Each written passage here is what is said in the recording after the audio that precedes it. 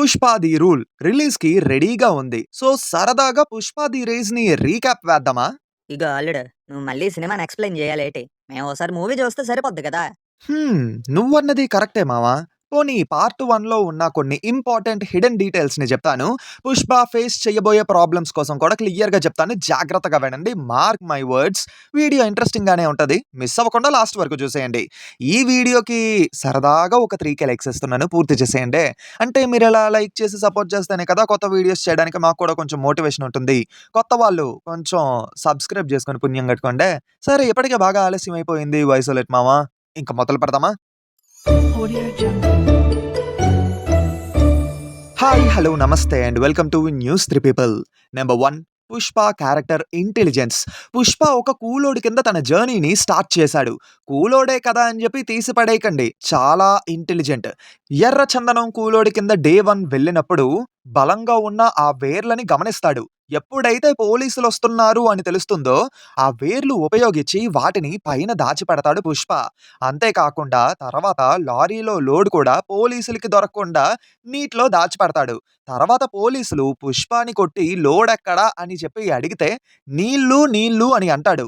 వాళ్ళేమనుకుంటారంటే కొడుతున్నాం కదా! దాహమేస్తుంది నీళ్లడుగుతున్నాడు అని అనుకుంటారు. కానీ పాపం వాళ్ళే అర్థం చేసుకోలేకపోయారు. సరుకంతా నీటిలో దాచిపెట్టాడు అని. తర్వాత కొండారెడ్డి దగ్గర కూలోడి కింద 5,00,000 తీసుకోకుండా పార్ట్నర్ కింద 4% అంటే 4,00,000 తీసుకుంటాడు.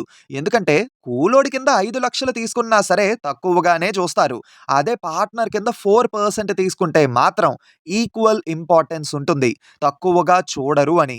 కానైనా సరే జాలిరెడ్డి మాత్రం 'పుష్పని' ఇంకా కూలోడి కిందే చూస్తూ ఉంటాడనుకోండి. అది వేరే విషయం.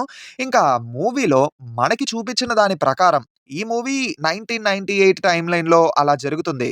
అంటే మూవీలో ఇక్కడ 'చూడాలని ఉంది' మూవీ రిలీజ్ అయినట్టుగా చూపిచ్చారు కదా! ఆ మూవీ రిలీజ్ అయింది 1998లోనే. సో, 1998 టైమ్ లైన్ కిందే అని మనం కన్సిడర్ చెయ్యొచ్చు. ఆ టైంలోని ఎవ్వరి దగ్గర మొబైల్ ఫోన్స్ అయితే ఉండేవి కాదు. కేవలం ఎవరి దగ్గరైతే డబ్బుంటాదో వాళ్ళే మొబైల్ ఫోన్స్‌ని మెయింటైన్ జేసేవాళ్ళు. పైగా ఏటంటే మొబైల్ ఫోన్ సిగ్నల్స్ కోసం అని జెప్పి కొంతమంది ఇంటి పైన టవర్లు గూడా పెట్టించుకునేవారన్నమాట.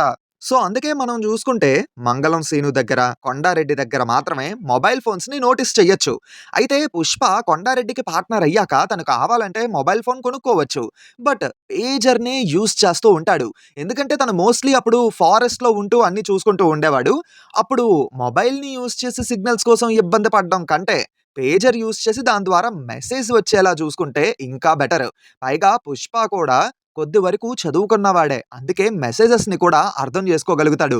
తర్వాత సిండికేట్ హెడ్ అయిన తర్వాత మాత్రమే మొబైల్ ఫోన్స్‌ని వాడడం మొదలుపెడతాడు. ఎందుకంటే అప్పుడు ఫారెస్ట్‌లోకి ప్రతిసారి వెళ్ళాల్సిన పనైతే ఉండదు కాబట్టి. ఇంకా మంగళం సీనుకి సరుకు అమ్మడం కంటే వాళ్ళే డైరెక్ట్‌గా 15 చెక్ పోస్ట్‌లు దాటిస్తే 1,50,00,000 లాభం ఉంటుంది అని అర్థం చేసుకున్న 'పుష్ప' పెళ్లి చూపుల్లో తనకి అన్యాయం జరిగాక చెప్పా పెట్టకుండా సరుకుని మురగన్ దగ్గరికి తీసుకెళ్ళిపోతాడు. అలా ఆ 1,50,00,000 లాభం వస్తుంది అని సీక్రెట్ రివీల్ చేసిన తర్వాతే 'పుష్ప' సిండికేట్‌కి హెడ్‌గా మారతాడు.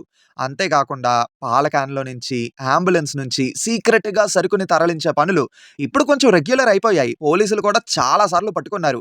బట్ ఇదంతా 2005, 2010 తర్వాత మాత్రమే. ఈ తర్వాతే అవి చాలా రెగ్యులర్ అయిపోయాయి. సో, పోలీసులు కూడా ఈజీగా పట్టుకున్నారు. కానీ 1998 ఆ టైంలోనే ఇలాంటి పనులు అది కూడా అప్పుడప్పుడే కూలోడి స్టేజ్ నుంచి ఒక్కో మెట్టు ఎదుగుతున్న 'పుష్ప' చేశాడు. మరి 'పుష్ప' తెలివైనోడే కదా! ఇలా ప్రతి చోట 'పుష్ప' తన తెలివిని ప్రదర్శిస్తూనే ఉంటాడు. సో, మరి ఇంత తెలివైన 'పుష్ప' పార్ట్ 2లో ఇంకెంత తెలివిగా ఉంటాడో అనేది చూడాలి. సెకండ్ పాయింట్ చెప్పే ముందు ఒక చిన్న బ్రేకు ఏమనుకోకండే. మామ, ఇంతకీ సినిమాకి టికెట్లు బుక్ చేసేసావా? ఈ టికెట్ రేట్లు నా వల్ల కావట్లేదు అల్లుడు. ఆ రేటు చూస్తుంటేనే గుండె ఆగిపోయేలా ఉంది. కరెక్టే. టికెట్ రేట్స్ మరీ ఓవర్‌గా ఉన్నాయి కదా! దీనికి రిలేటెడ్‌గా ఆల్రెడీ మన ఫ్యాక్స్ ఛానెల్‌లో వీడియో చేశాము. లింక్ కామెంట్స్‌లో ఇచ్చాను. మీరు తప్పకుండా చూడండి. మీకు ఓ క్లారిటీ వస్తుంది. అలాగే కాంటెంట్ నచ్చితే ఆ ఛానెల్‌ని కూడా సబ్స్క్రైబ్ చేసుకొని సపోర్ట్ చేయండి. Number 2, mythological reference. 'Pushpa' character డైరెక్ట్‌గా కర్ణుడి రిఫరెన్స్ ఎక్కువగా ఉన్న క్యారెక్టర్‌లా కనిపిస్తూ ఉంటుంది. ఎందుకంటే కర్ణుడు శూద్రుడని చెప్పి చాలా అవమానాలు పడ్డారు. అంతేకాకుండా ఇచ్చిన మాట తప్పేవారు కాదు. స్నేహానికి కట్టుబడి ఉండేవారు. అండ్ తన సోదరులే తనకి శత్రువుల్లా ఉండేవారు. సో, ఇలానే 'పుష్ప' విషయంలో కూడా జరుగుతుంది. 'పుష్ప' ఐడెంటిటీ విషయంలో అతన్ని తక్కువ చేసి చూసేవారు. ఐడెంటిటీ అంటే తన ఇంటి పేరు. ఇంటి పేరు లేదు అని చెప్పి తనని అవమానపరుస్తూ ఉండేవారు. పైగా కూలోడు అని చెప్పి తక్కువ చేసి చూస్తూ ఉండేవారు. అలాగే ఇచ్చిన మాట, స్నేహానికి కట్టుబడి ఉంటాడు. కొండారెడ్డితోని పార్ట్నర్ అయ్యాక కొండారెడ్డి పుష్పాన్ని చంపబోతున్నాడని తెలిసిన తర్వాత కూడా తిరగబడకుండా ఉంటాడు. మంగళం సీను అటాక్ చేసిన తర్వాత జక్కారెడ్డిని సేవ్ చేసి మనకి లచ్చుండొచ్చు. కానీ బయటోడొచ్చినప్పుడు నువ్వు నా పార్ట్నర్ వంతే అని చెప్తాడు. ఈవెన్ జాలిరెడ్డిని కూడా చంపడు. శ్రీవల్లి విషయంలో తప్పు చేశాడని తెలిసాక కూడా పార్ట్నర్ అవ్వడం వల్ల బ్రతికిపోయాడు. లేకపోతే లేవకుండా కొట్టిన పుష్పకి జాలిరెడ్డిని చంపడం ఒక లెక్కేం గాదు. అంతేకాకుండా కర్ణుడికి తన సోదరులైన పాండవులే శత్రువుల్లా ఉంటారు. ఇక్కడ కూడా అంతే. పుష్పకి తన సోదరులే శత్రువులుగా ఉంటారు. Number 3 luck and nature factor. బేసిక్‌గా 'సుకుమార్' గారి మూవీస్‌లోని ప్రొటాగనిస్ట్‌కి లక్ అండ్ నేచర్ హెల్ప్ చేస్తుంది అనే ఫ్యాక్టర్ చాలా క్లియర్‌గా ఉంటుంది. ఫర్ ఎగ్జాంపుల్ 'రంగస్థలం' మూవీనే తీసుకుందాం. మూవీ క్లైమాక్స్‌లోని కుమార్ బాబు చెప్పిన 'శ్రీమన్నారాయణ' అనే పేరు అప్పుడు చిట్టిబాబుకి సరిగ్గా అర్థం గాదు. ఎందుకంటే అప్పుడు మెషిన్ పెట్టుకొని ఉండడు కాబట్టి. కానీ జాతర జరుగుతున్నప్పుడు 'శ్రీమన్నారాయణ' అనే పదం వినగానే అప్పుడు కుమార్ బాబు అన్న మాట ఆ లిప్ సింక్ అది అర్థమయ్యి 'శ్రీమన్నారాయణ' అనే పేరు తెలుసుకుంటాడు. ఇక్కడ చిట్టిబాబుకి నేచరే కదా హెల్ప్ చేసింది. కుమార్ బాబుని చంపిన వాడు ఎవడో తెలుసుకోవడానికి. సేమ్ ఇలానే కొండారెడ్డి పుష్పని చంపుతున్నప్పుడు ఒక మాట అంటాడన్నమాట పుష్ప. "పొరపాటున తిరుపతి ఎంకన్న స్వామి నా మాట ఇని నా ఎనకున్నాడా చాలా పెద్దోడినై పూడుస్తానన్నా" అని చెప్తాడు. ఇక్కడ పుష్పకి లక్ ఫ్యాక్టర్ బాగా పనిచేస్తుంది. ఇంక కొండారెడ్డి ఏంటంటే పుష్పాని చంపి గోతిలో పాతిపెట్టేద్దాం అనుకుంటారు. కాకపోతే తీసిన గోతిలో అతనే చచ్చి పడిపోతాడు. మూవీలో ఇలానే luck and nature factor help ఉన్నటువంటి సీన్స్‌ని గెస్ చేసి కింద కామెంట్స్‌లో చెప్పండి చూద్దాం. Number 4 colour code. Dam scene దగ్గర పుష్ప బ్లాక్ డ్రెస్‌లో ఉంటే గోవిందప్ప వైట్ డ్రెస్‌లో ఉంటాడు. అక్కడ గోవిందప్ప మంచి కోరి మంచి చెప్తూ ఉంటాడన్నమాట పుష్పకి. కానీ పుష్ప అప్పుడు బ్యాడ్ పర్సన్ లానే ఉంటాడు. దాన్ని ఇండికేట్ చెయ్యడానికే అక్కడ బ్లాక్ డ్రెస్ ఏసుకొని ఉంటాడు. గోవిందప్ప మంచి చెప్తున్నాడు కాబట్టి వైట్ డ్రెస్ ఏసుకొని ఉంటాడు. ఇంకా జాల్రెడ్డిని చితకబాదే సీన్ దగ్గర జాల్రెడ్డి బ్లాక్ డ్రెస్‌లో ఉంటే పుష్ప మాత్రం వైట్ డ్రెస్‌లో ఉంటాడు. అక్కడ పుష్ప గుడ్ అని, జాలిరెడ్డి బ్యాడ్ అని. తర్వాత షికావత్ సార్‌తోని పోలీస్ స్టేషన్‌లో కన్వర్సేషన్ అవుతున్నప్పుడు ఇద్దరు వైట్ డ్రెస్‌లోనే ఉంటారు. ఆ టైంకి ఇద్దరు మంచిగానే ఉంటారు. బట్ అక్కడే చిచ్చు రేగుద్ది. అందుకే తర్వాత వాళ్ళిద్దరూ కలిసి పార్టీ చేసుకుంటున్నప్పుడు షికావత్ సార్ ఏమో బ్లాక్ డ్రెస్‌లో ఉంటాడు. పుష్ప ఏమో వైట్ డ్రెస్‌లో ఉంటాడు. అక్కడ పుష్ప గుడ్ అని, షికావత్ సార్ బ్యాడ్ అని. ఇలా కలర్ కోడ్స్ ద్వారా గుడ్ అండ్ బ్యాడ్‌ని చూపించే ప్రయత్నం చేశారు సుకుమార్ గారు. ఆల్సో మూవీలో రెడ్ కలర్‌ని కూడా ఒక బ్రాండ్‌గా చూపించే ప్రయత్నం చేశారు. ఎర్ర చందనం రెడ్ కలర్‌లో ఉండడం, పుష్ప అనే టైటిల్ కూడా రెడ్ కలర్‌లో రావడం, పుష్ప కూలోడిగా రెడ్ కలర్ టీ షర్ట్‌లో తన జర్నీని స్టార్ట్ చేయడం, ఇంకా లాస్ట్‌లోని రెడ్ కలర్ బ్లడ్‌తోని తన బ్రాండ్‌ని మెన్షన్ చేయడం.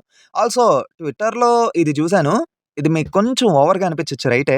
ఈ సీన్ దగ్గర bridge colour, Keshava dress colour ఒకేలా ఉంటది. అంటే పుష్ప అండ్ శ్రీవల్లి రిలేషన్‌షిప్‌కి మధ్య కేశవ బ్రిడ్జ్‌గా ఉన్నాడు అని.